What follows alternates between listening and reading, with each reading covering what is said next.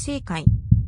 Rebirth of the Malicious Empress of Military Lineage. Chapter 194, Concealing. Shen Miao had left Ding capital for more than a month. One did not know Prince Rui's wedding entourage was currently at, but it was sure that one would not be able to catch up with it. In this month, the grandeur of the 10 li, 1 li equals 1 mile, of the dowry had not stopped at all. The storytellers in the restaurant would speak of the grand occasion of the day Prince Rui married Rui Wangf, and as usual the seats would be fully occupied as the storyteller would shake his head as he retell while the guest felt the same. After all, such a scene was not something that anyone could afford. After Shen Miao became Rui Wangf in a shake of her body and followed Prince Rui to the faraway Great Liang, two things happened in Ding capital. First was that Feng's Yan pawn shop, that had been opened in Ding capital for so many years, suddenly closed down and the manager to the attendants disappeared overnight. Feng's Yan pawn shop and the few stalls were all sold to others cheaply, and one heard that the manager's family of Feng's Yan pawn shop had some emergencies and required money, thus they left so suddenly. These made people somewhat sad, as it was a pity for Feng's Yan pawn shop's business, as the things that were pawned were very valuable that commoners could not afford. However, they were here for so long, thus it was difficult for someone to not feel right. It was only after the ownership was changed before the commoners discover it. After so many years no one had seen the appearance of the manager of Feng's Yan pawn shop. The second thing was that the formidable great general Shen Xin had been promoted after Shen Miao gotten married and was in charge of the Yuling army of the imperial court. On the surface it was a promotion, but in reality it was not. First of all,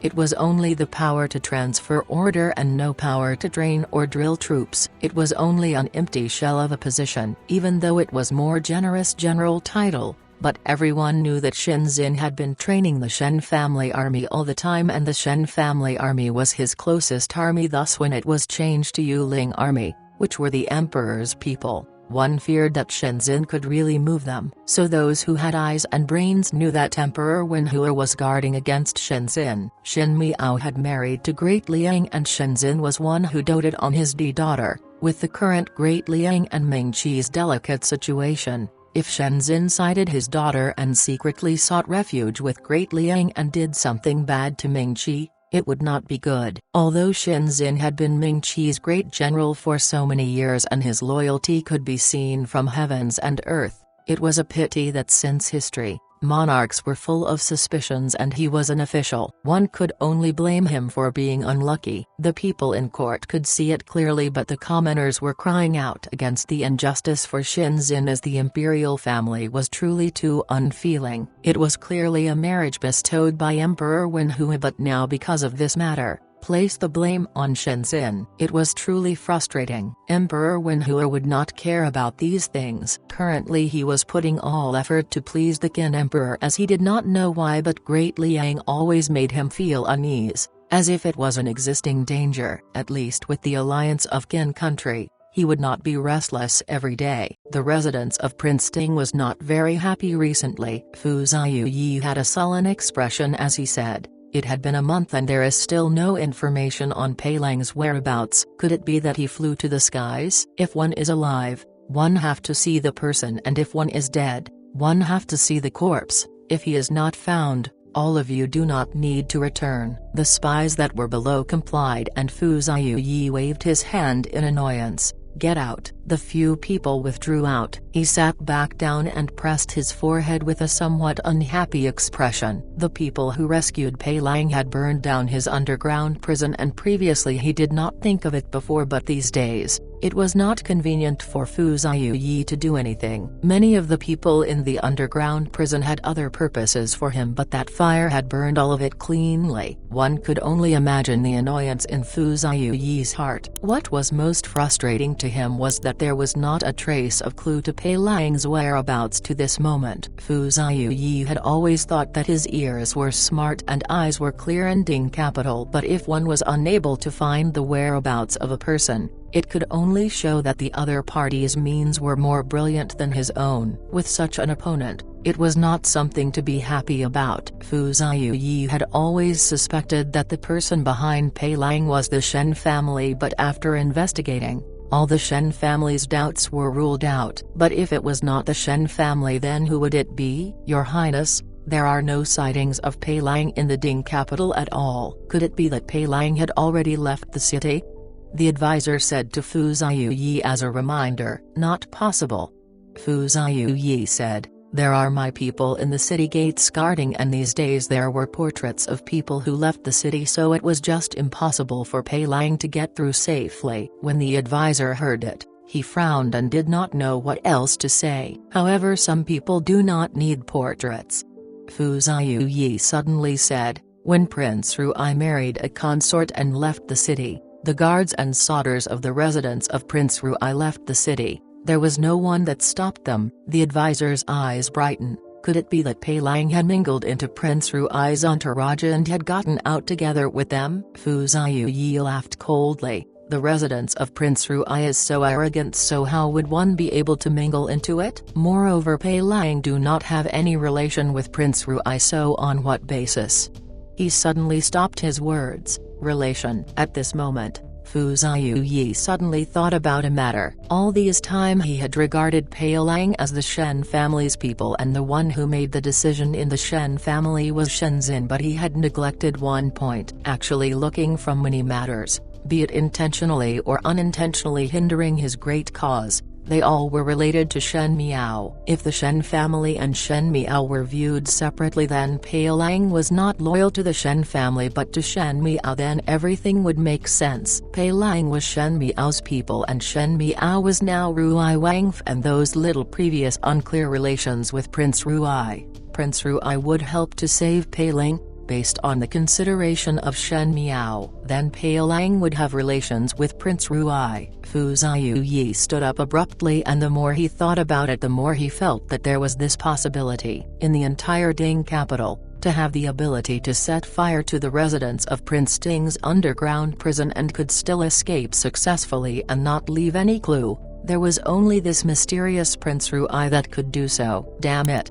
Fu Ziyu slammed his hand on the table. He had always wanted to know what secrets was Prince Ruai hiding, but on the night before Shen Miao married, all the spies that he had sent out did not return, and it was likely that they were discovered and eliminated. If not, he would have known Prince Ruai's deeply hidden secret. Just when he was frustrated, he saw a guard entering in a rush from outside. This person was Fu Ziyu's confidant, and he quickly came forward and took out a letter from his embrace. The princess residence sent out a letter to the palace. This subordinate intercepted the letter and made a copy. May your highness take a look. Fu Ziyu's heart moved as he quickly took the letter. With regards to the matter of Prince Ruai, Princess Rongzin's behavior was very abnormal. Fu Ziyu had the intention to inquire about it, but ever since Prince Ruai and Shen Miao left the capital, be it Princess Rongzin or the residence of the Count of Pingnan, there was nothing special, as what was supposed to happen every day was per usual, so he could not take action. Princess Rongzin had been widowed for many years and was not close with Emperor Wenhu, and it was rare for her to even enter the palace in a year, much less writing a letter. It was fortunate that Princess Rongzin kept away from palace matter for many years, so that Fu Ziyu was able to easily duplicate her letter this easily. Fu Ziyu took out the letter and could not wait to start reading. First his expression was only somewhat anxious, but as time went on, his expression changed, as if he was extremely shocked, and the extreme anger that he had made his 5 facial features distorted. When the advisor at his side saw him as such, he did not even dare to breathe loudly, and in a moment later, Fu Ziyu suddenly placed his hand on the table before flipping the teapot on the table violently. The tea from the overturned teapot splashed onto the floor, and the advisor and confidant were shocked. Till now Fu Ziyu was considered one who did not display joy or anger, and even though there would be angry moments occasionally, it would not be exposed that much. It seemed that this was the first time he lost control of himself. Fu Ziyu only spit out a good word and threw the letter to the advisor's face. The advisor accepted it and was shocked upon reading it. In Princess Rongzin's letter, one thing was mentioned, and it was about Prince Ruai.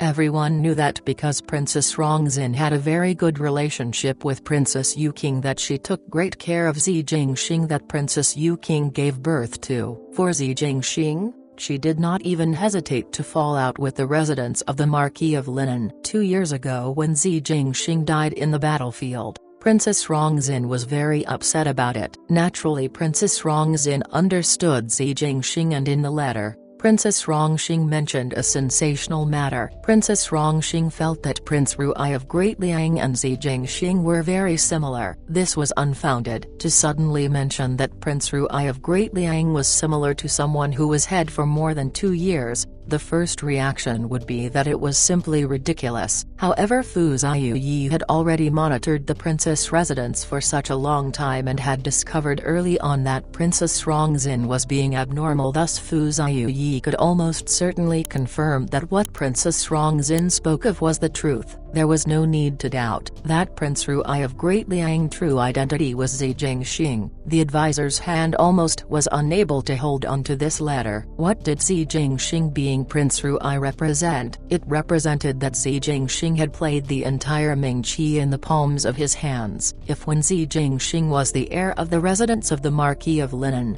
he had already had private dealing with Great Liang, then one feared that Great Liang was well aware of everything that happened in Mingqi. Your Highness. The advisor looked towards Fu Ziyu as a hint of fear appeared in his eyes. Fu Ziyu slowly calmed down, but if one looked carefully, his hands seemed to be trembling a little. Since Xi Jingxing did not die, then the matter of Xi family army in northern Zhang must have been exposed. He said slowly. There were people of the imperial family that were mixed in the Xi family army, and it was Xi Ding's confidant that gave Xi Jingxing a deadly stab. Since Xi Jingxing did not die, it was most likely he had investigated the matter clearly. This meant that Xi Jingxing had fully seen everything that they did to the residents of the Marquis of Linen. This time in Mingqi tribute. Was what Xi Jingxing did revenge? Fu Ziyu held onto the table. The advisor was at a loss of what to do and paused before speaking. Since the princess had already sent this letter to the palace, there would be some actions once His Majesty know about it. It's useless. Fu Ziyu interrupted his words. Xi Jingxing had already left Ding capital for more than a month. Imperial father feared Great Liang's power and would not dare to oppose him. If Xi Jingxing had not left, one would be able to use the people under heavens to provoke disputes, but unfortunately it was too late. The advisor also sighed. Wait, did the princess not bring this letter out earlier? If one was a step earlier, it would not be helpless as the current situation. Fu Ziyu took a glance at him and seemed to be unhappy with his subordinate's stupidity. The advisor was flustered by his look when he heard Fu Ziyu speaking. Stupid fool. The princess definitely had thought of informing imperial father and perhaps had done so the night before the wedding. However, at the end, like my people, it was stopped by Xi Jingxing. Although he did his best to control his anger, he could not hide the annoyance in his eyes. Xi Jingxing hid it too deeply. That Shen family? The advisor asked. Continue monitoring. Fu Ziyu sneered. I want to see if the Shen family is ignorant of Xi Jingxing's identity or was putting up an act for all these years. At this moment, everyone in the Shen mansion did not know that such a matter arose in the residence of Prince Ding. Ever since Shenzhen was promoted in the army, because he did not have to command soldiers, he did not go to the Ministry of Defense daily. Shen Kaiyu was still in his post and was a small leader in the army garrison with Lu Ling. The days passed much relaxed than previously. Lu Zuyan and Shenzhen were in a discussion. Why not after some time we propose to His Majesty to return to Zhaochun City?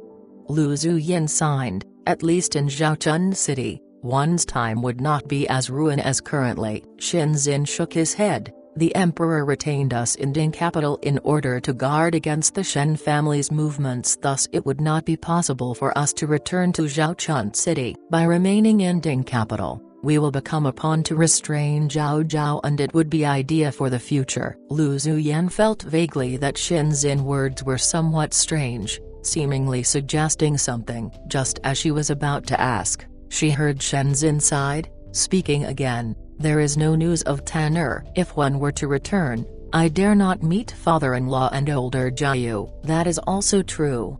When this matter was mentioned, Lu Zuyan felt her head aching. I have already sent people to send the letter to Zhao Zhao, but it is just that Jingxing's subordinates are quick and one do not know if they are able to catch up. Moreover, time is required for the to and fro. There is no news till now and this made my heart restless. On the day when Shen Miao completed the wedding ceremony and left the city, Lu Tan did not come to Sendova. She said that she was sulking because Shen Miao was not willing to bring her to Great Liang and could not bear to witness the separation scene. Lu Tan had been somewhat wilful in the Shen family, so everyone was helpless. Moreover, on the day when Shen Miao left the city, it was already late in the evening when they returned and Lu Tan's maids mentioned that Lu Tan had already slept. Lu Zuyan thought that Lu Tan's heart was not feeling too good and thus did not disturb her. It was not that Lu Zuyan did not care about her niece, it was just that even though Lu Tan had courage, no one had thought that Lu Tan would take such a big step. At the beginning, Lu Tan quietly followed Shenzhen and the rest to Ding capital, and it was because they were family and it was still in Mingqi. However, this time,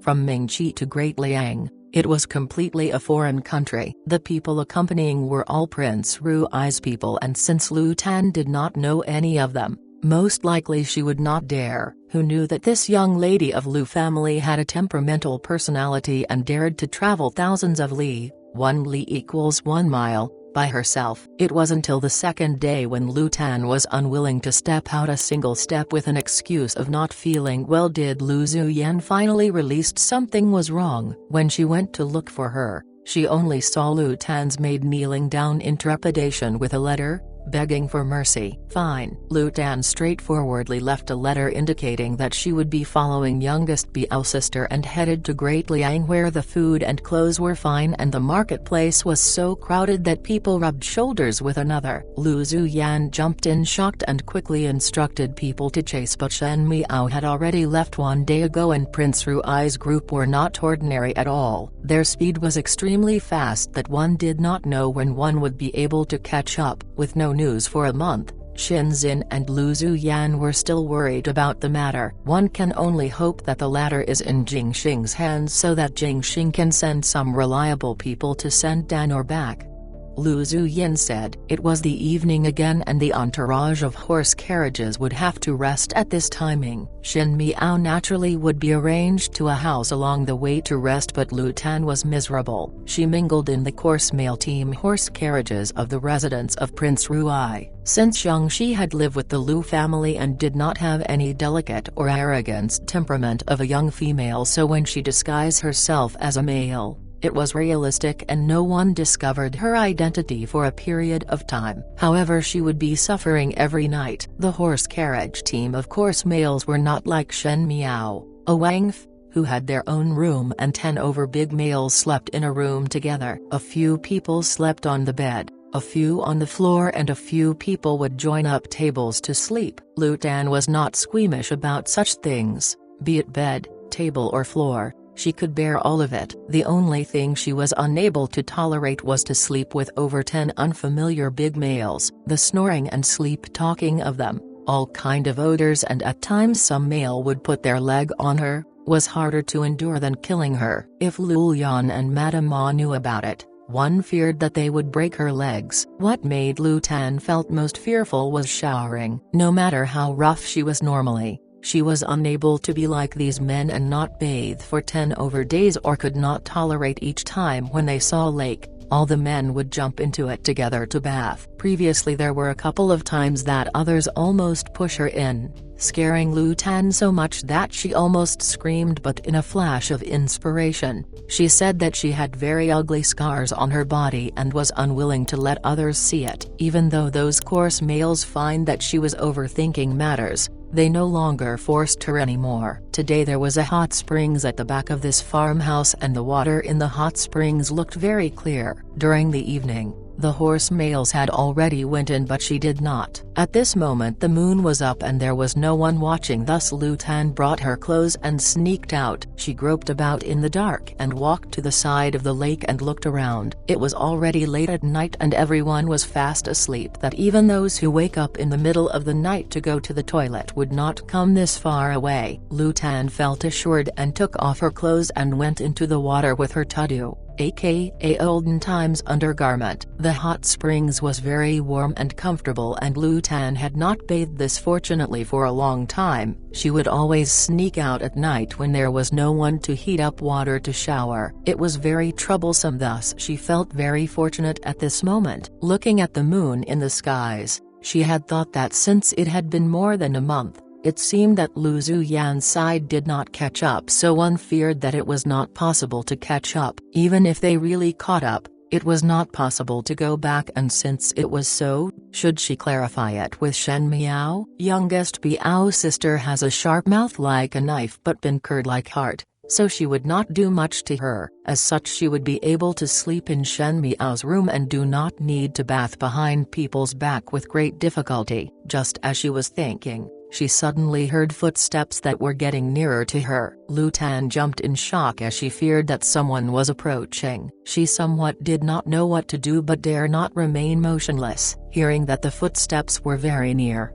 she grabbed her clothes, which was by the rocks, and immersed her entire self into the water. Lu Tan knew how to swim, but keeping one's head under the water was not an easy thing to do. Those footsteps stopped by the hot springs and did not leave after some time. Lu Tan gradually felt extremely difficult in keeping her breath and wanted to rise to the surface badly, but she was only wearing a tudu, aka olden times undergarment. If she rise to the surface, one feared that her innocence would be ruined. No matter how loud one was, at this moment, Lu Tan also has to take care of her own reputation. She was as stubborn as the Lu family's personality, and as that person did not leave from the side of the hot springs, Lu Tan refused to get up and struggled in the water. It was just that as time passes, Lu Tan's eyes was somewhat blurred and her brain was somewhat dizzy. As such, she felt that she was going to be buried here and felt sad for herself, thinking that because of protecting her reputation,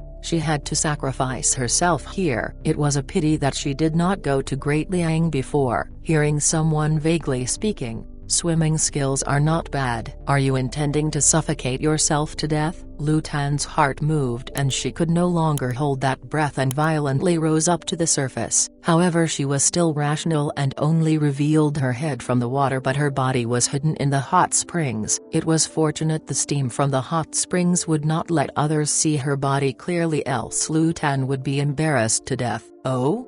that person said. "Thought that you will stay in for a little longer." Lu Tan glared at that person but was stunned when she saw clearly the other party's features and said blankly, Dr. Jiao." Who would the youth, who was squatting on the side of the lake with a pink lantern on his hands that was looking at her with all smiles, if he was not Jiao Yang? In such a cold day, only he had the interest in fanning himself with that fan that never leave him. That lazy gesture made one fill with annoyance when seeing him. "Why are you here?"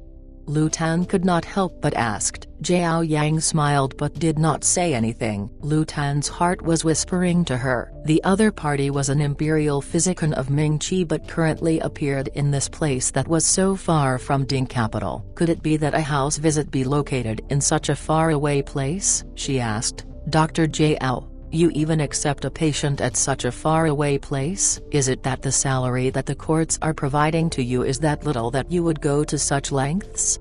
In her words, there were unconcealed sympathy for him. Jiao Yang was stunned by Lu Tan's words and could only speak half a moment later. "It is not like you are thinking." Lu Tan looked at him. "Then why are you here?" Jiao Yang stared at her in a calm and unruffled manner in the midst of chaos. "Then why are you here?" Lu Tan said just and forcefully, "I am accompanying older Biao sister for youngest Biao sister's marriage, to accompany her to Great Liang." Jiao Yang almost laughed out. It was amazing that she could think of that. He said, "Oh, a few days back I encountered someone that seemed to be from Shen Mansion with a letter for Ruai Wangf. It was just that the person did not know where Ruai Wangf's location and asked me for direction." Lu Tan was shocked. "You let him see my youngest Biao sister?" Jiao Yang shrugged his shoulders. "No, I saw that he was covered in dust and looked exhausted, so I let him rest at my side before leaving." Lu Tan breathed a sigh of relief before she immediately became nervous. "Dr. Jiao, you must not let this person see Ruai Wangf." "Why?" "He is a bad person," Lu Tan said. He wants to frame me. You mustn't let him do so." Zhao Yang smiled. "Frame you? Frame that you sneak to the horse carriage of the residence of Prince Ruian followed to Great Liang? What to do?" Zhao Yang was somewhat distressed. "If I send this person to Prince Ruai, you will be sent back to Ding capital and it would be possible done tomorrow." Lu Tan blurted out, "No." After following for so long with great difficulty and sleeping with those martial arts people for a month, she refused to accept giving up at this moment. She looked at Zhao Yang determinedly. "What can be said in order for you to keep this secret for me?" Zhao Yang said, "This is right. You should say this sentence early on, then I do not need to waste my time with you here." Lu Tan. Why did she feel that Zhao Yang was waiting for her to say that sentence? "What do you want me to do?"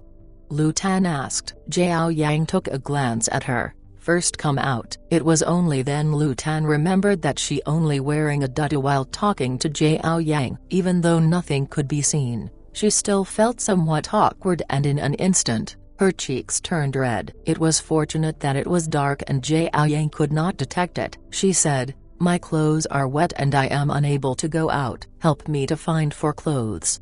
In order to hide from the oncoming people just now and fearing that her identity was discovered, she could only dive into the water with her clothes and now her clothes were wet. One could not wear these clothes out. Zhao Yang thought of a moment and started to undress. Lu Tan was so shocked that her face started to lose color. "What do you want to do?" Zhao Yang took of the clothes and handed it slowly to her. "Only to give you clothes. What are you thinking about?" "Turn around."